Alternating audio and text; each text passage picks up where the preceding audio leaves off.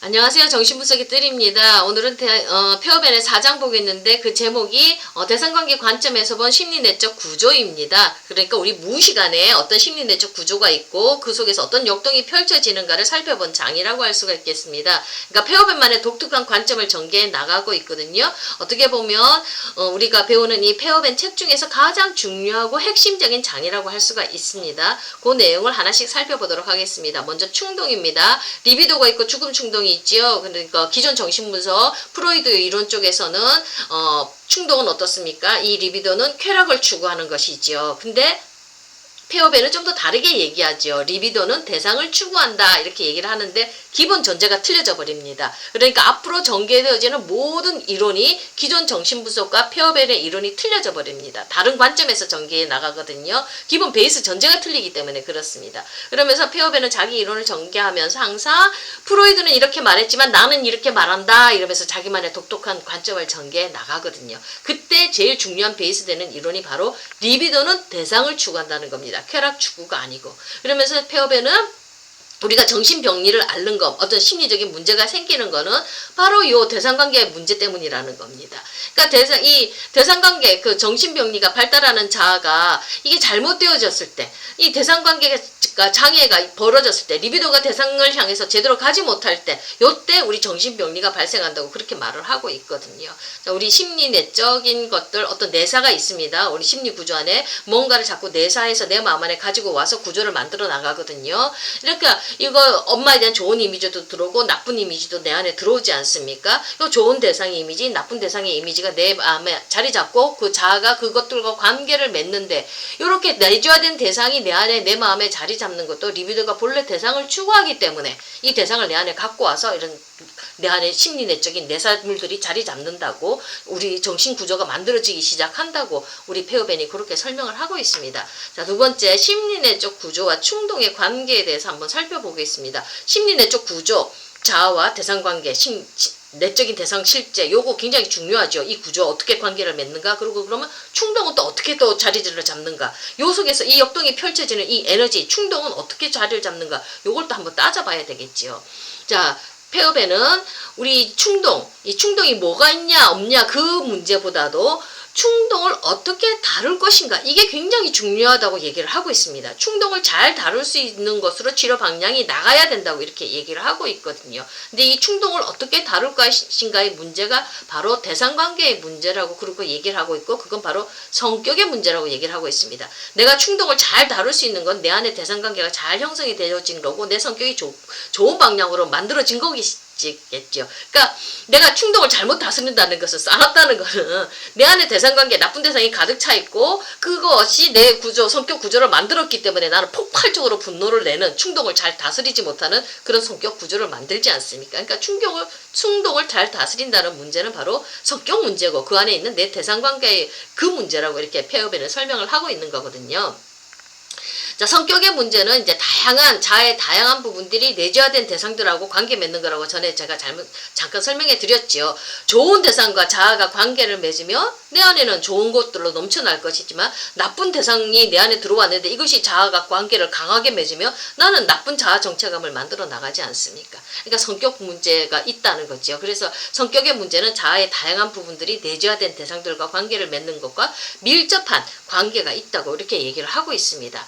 자, 한마디로 충동은 심리내적 구조 그거하고 이런 구조를 형성하게 하는 어떤 대상관계와 떼어놓고 생각할 수가 없다고 이렇게 얘기를 하고 있습니다. 그러니까 충동은 내 안에 심리내적 구조의 어떤 역동성을 이루는 에너지라고 얘기를 하고 있습니다. 내 안에 심리내적 구조가 자아가 있고 그 다음에 대상관계, 내적 실제, 대상하고 관계를 맺는 내 안에 자아가 있죠. 요 심리내적 구조입니다. 요 구조 안에서 어떤 충동은 역동성을 이루는 에너지라고 이렇게 얘기를 하고 있습니다. 자, 페어벤이 임상 사례를 그 책에다 적어놨는데 이제 히스테리 증상을 보이는 내담자 여자입니다.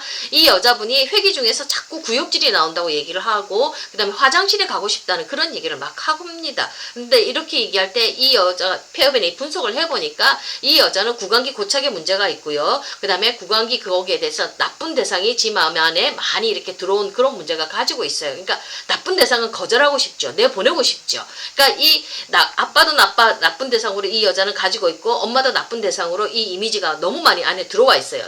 이 내적 실제로 나쁜 대상이 가득 차 있어요. 그러니까 이 아버지, 엄마를 거절하고 싶은 거예요. 그러니까 이 여자는 전이 상황에서 막 이 나쁜 대상이 활성화되고 이 리비도적인 감정이 막 올라오니까 이걸 버리고 싶은 거예요. 내보내고 싶은 거예요. 그런 것들을 이 여자는 메스꺼움 증세로 토하고 싶어요. 그 다음에 화장실에 가고 싶어요. 이런 것들로 표현을 하는 거거든요. 저도 이렇게 아이들 놀이치료 현장에서 같이 놀이하다 보면 아이들이 좀 치료가 좀 더 많이 들어가면 화장실을 가고 싶다는 얘기를 많이 해요. 그리고 또 아이들 HDP 검사할 때 보면 이렇게 7세, 8세 아이들 이렇게 보면 아빠하고 관계가 굉장히 안 좋은 아이가 있었거든요. 그런데 아빠가 헤엄치는 그런 그 개천에다가 아이가 막 오줌 싸는 그림을 그리는 거예요. 물을 오염시키는 거죠. 나쁜 대상을 그냥 쫓아내고 싶고 오염시키고 싶은 적대적인 감정을 이 아이가 그렇게 표현을 하는 거거든요. 그래서 화장실 가고 싶고 똥 싸고 싶은 것들로 아이들이 적대적인 그 대상, 나쁜 대상들을 표출하고 싶은 그 마음을 이렇게 상징적으로 아이들이 표현을 하는 겁니다. 그러니까 이런 것들을 보면서 리비도 감정을 표현하고 싶은 거거든요. 그러니까 충동에 그래서 폐업에는 충동의 성질보다는 충동의 현상에 포함되는 대상관계의 성질이 중요하다는 겁니다. 이 충동이 나가는 대상관계가 좋은 대상이냐 나쁜 대상이냐 이 대상관계의 성질이 치료에서 더 중요하다고 얘기를 합니다. 그러니까 메스껍거나 화장실에 갖고 싶다는 것은 신체 내용물로 표현되는 그런 리비도적 대상에 대한 거절을 나타내는 거지요. 쫓아내고 싶은 겁니다. 그거 이제 예를 들어서 이렇게 책에서 설명했고요. 그 다음에 세 번째, 내적 심리 구조와 억압에 대해서 요게 굉장히 중요한 거거든요. 내적 심리 구조가 있는데 이게 나쁜 게 있잖아요. 그러면서 우리 안에 무의식 안에 억압이 막 나오기 시작을 합니다. 요 부분에 대해서 우리 페어벤이 좀 더 설명을 하고 있거든요. 페어벤이 진짜 말하고 싶은 건 바로 요 부분인 겁니다. 내적 심리 구조가 있고 자아가 있고 이 관계 속에서 우리 심리 내용물이 어떤 식으로 억압이 되어지는지 이 억압 때문에 우리 에너지가 삶의 에너지가 많이 쓰여지기 때문에 실생활에서는 우리가 활기차게 생활을 못하지 않습니까? 무기력하다고 호소하는 사람들이 굉장히 많거든요. 그러니까 우리 마음이 전쟁터가 되어지게 만드는 이 억압에 대해서 설명하기 위해서 우리 페어벤이 계속 정교하게 이렇게 분석적으로 쫓아온 거거든요. 이야기를 만들어 나간 거거든요.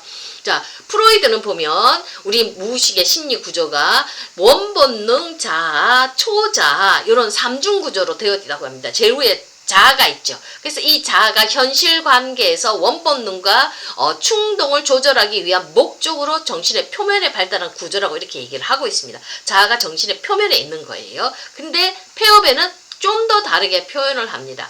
자아를 처음부터 충동, 긴장의 근원으로 보고 있습니다. 자아 안에 충동과 긴장, 근원으로 보고 있다는 거죠. 그래서 자아 안에 원본능을 포함을 시킵니다. 프로이드하고 완전히 다르게 보이죠. 원본능 안에 원본능이 자아 안에 포함되어져 있다고 얘기하고 그 자아 안에 처음부터 충동과 긴장의 근원을 가지고 있다고 얘기를 하고 있습니다. 그러면서 페어벤이 얘기할 땐 중심적 자아 나중에 그 얘기 할 거거든요. 중심적 자아가 있고 그 다음에 우리 옆에 리비도적 자아라든지 반리비도적 자아라든지 그런 자아들이 이렇게 파편화된 자아들이 막 있다고 얘기를 하거든요. 그러니까 프로이드는 의식의 표면에 있다고 얘기를 하지만 페어벤은 우리 자아는 무의식 안에 있다고 얘기합니다. 틀립니다. 현실하고 관계를 맺는 건 페어벤은 중심적 자아라고 나중에 다시 얘기하거든요. 그 중심적 자아도 무의식에 걸쳐있는 중심적 자아거든요. 그러니까 이 페어벤이 프로이드하고 조금 더 다르게 얘기하면서 자아 안에 원본능을 포함시켜버리고요. 그리고 처음부터 충동과 긴장의 근원으로 자아를 보고 있습니다. 자, 그렇다면 프로이드는 자아가 현실에 봉사하기 위해서 원본능 충동을 조절하는 능력에 이렇게 초점을 맞춥니다. 그래서 나중에 자아심리학이 발달하지요. 근데 페어벤은 충동 긴장을 자체 안에 갖고 있는 자체 안에 자아 구조가 갖고 있습니다. 어느 정도로 현실 원리에 따라 조직되어 있는가 여기에 관심을 가지고 있습니다. 그리고 그러한 조직화의 실패로 인해서 어느 정도로 쾌락 원리에 의지하고 있는가에 초점을 맞추고 있습니다. 잘 조직화되어져 있으면 이 사람들은 쾌락 원리에 따라갈 필요가 없지요. 현실 원리를 잘 적응해 나갈 수가 있기 때문에. 그러니까 조직화가 실패하면 심리구조의 조직화가 느슨하다든지 실패해버리면 쾌락 원리에 따라서 감각적인 것을 추구하면서 살아간다는 수준 낮은 사람이 된다는 얘기지요. 그러니까 내 심리구조가 잘 구조화되어져 있으면 별 문제 없다는 그런 얘기를 하고 있습니다.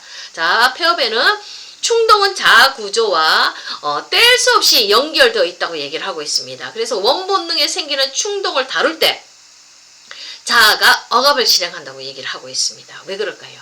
자, 프로이드는 억압이 고통스럽거나 나쁜 것으로 여겨지는 충동과 고통스러운 기억에 대해서 행해진다고 얘기를 하죠. 근데 폐업에는 억압은 나쁜 것으로 여겨지는 내재화된 대상에 대해서 생긴다고 얘기를 합니다.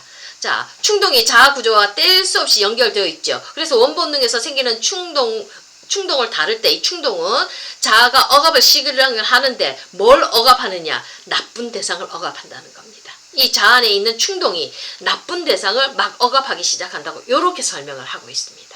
자, 억압을 내재화된 대상에 대해서 뿐만 아니라 이런 내적 대상들과 관계를 추구하는 자아의 부분들에 대해서도 행해진다고 또 얘기를 하고 있습니다. 자, 두 가지입니다. 하나는 자, 충동이 나쁜 대상, 충동이 내 안에 있는 자아 안에 충동이 있지 않습니까? 어떻게 누구를 처음에 억압합니까? 나쁜 대상을 억압하지요. 나쁜 대상을 억압하는 거 하나, 그 다음에 또 하나는 자아가 자아를 억압하는 경우도 있습니다. 이건 나중에 좀 더 정교하게 다룰 거거든요. 그러니까 내적 대상들과 관계를 추구하는 자아의 부분들, 자기들끼리 싸운다는 얘기입니다. 그러니까 내 마음이 지옥이 되는 거죠. 이것들끼리 싸우면서 또 억압하는 기제들이 또 나오기 시작합니다. 두 번 억압되어지죠. 요 자아가 어떤 식으로 억압되어지는가는 우리가 좀 더 다음 장부터 정교하게 또 살펴보도록 하겠습니다. 그러니까 역동적으로 충전된 어떤 자아의 어떤 한 부분이 또 다른 역동적으로 충동된 자아를 또 막 억압합니다. 그러니까 반리비도적 자아, 리비도적 자아 이렇게 또 나누거든요. 거기 그 부분은 또 다음에 설명을 하겠습니다. 자, 억압을 설명함에 있어서 폐업에는 자아의 다중성을 설명합니다. 분열되어져 있죠. 우리 자아는 하나로 완전히 통합되어진 게 아니라 여러 자아가 분열되어져 있다는 것을 우리 폐업엔이 가정을 하죠. 여기 어디냐면 히스테리 환자들 보면 해리 현상들 나오죠. 해리 현상들 나오는 거 보면 자아가 이렇게 분열되어져 있지 않습니까? 자기 자신이면서도 잘 모르거든요. 전혀 다른 사람처럼 행동하거든요.